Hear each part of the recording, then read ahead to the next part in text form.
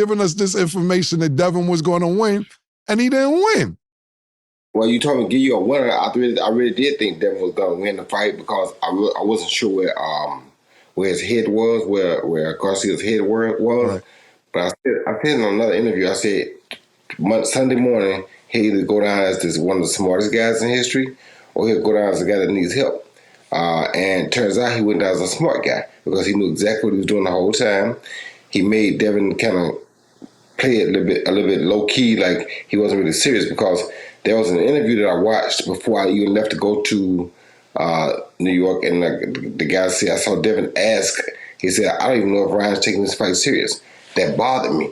But because I'm a Devin Haney fan, I used to train Haney first. So I had to, I'm not going to go against what I taught. I taught Haney at 16 years old. So that's my man in a sense, you know what I'm saying? So I was not going to go against my man because I trained him. So how can you go against a guy that you work with? So with that being said, I was never going to say, well, Ryan going to beat him. No, I'm not going to say that. But what I was telling you, that's why I tried to come back to you now, but you got to be careful because Ryan has a really good left hook. And Ryan knows Devin very well because they fought 6 times as amateurs. That's what I was trying to tell you. You say you can't switch sides. I'm not switching sides. I'm just letting you know that there's a possibility because these guys know each other better than I know that they know each other. Right. Yeah, Roy, let me start by saying when I first started rapping, I was the Roy Jones of rap.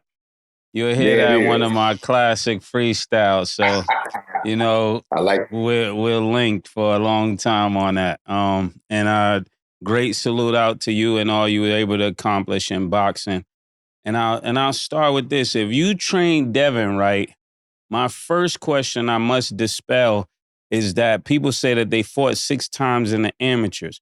Were you there for those 6 amateur fights is where I want to start because I'm going somewhere today. Yeah. No, I never was there. I never saw one of the fights. I didn't even know they fought one another until I got to the fight this week. I had no clue that they had ever fought before. I just met Devin in Vegas when I had a gym in Vegas back about 5 years ago. And he came and we worked out a few times, probably about a month, maybe 3 weeks to a month we worked together. And that really was about it. So that's what I knew.